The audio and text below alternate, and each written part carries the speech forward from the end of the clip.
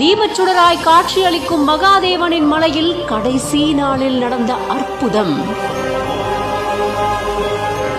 மகாதேவரை தரிசிக்க தத்தி தத்தி தாவி தாவி வந்து வணங்கிய ஆஞ்சநேயர்.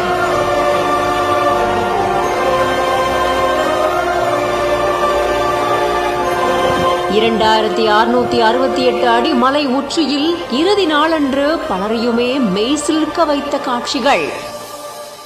நினைத்தாலே முக்தி தரக்கூடிய திருவண்ணாமலையோட அண்ணாமலையார் கோவில்ல கார்த்திகை தீப திருவிழாவை முன்னிட்டு பௌர்ணமி நாளையும் முன்னிட்டு 2668 அடி மலை உச்சியில மகா தீபமானது ஏற்றப்பட்ட நிலையில 11 நாட்கள் விடாம சிவன் நமக்கு காட்சி அளிக்கிறார் அப்படின்னு பல பக்தர்கள் தினம்தோறும் சுவாமி தரிசனத்தை மேற்கொண்டிருந்திருக்காங்க. அப்படி இருக்க எல்லாருமே உங்களை தரிசனம் செய்ய வந்திருக்காங்க. நான் மட்டும் என்ன விதிவிலக்கான்னு ஆஞ்சநேயரே வந்து சிவனோட தீப ஜோதிய பார்த்துட்டு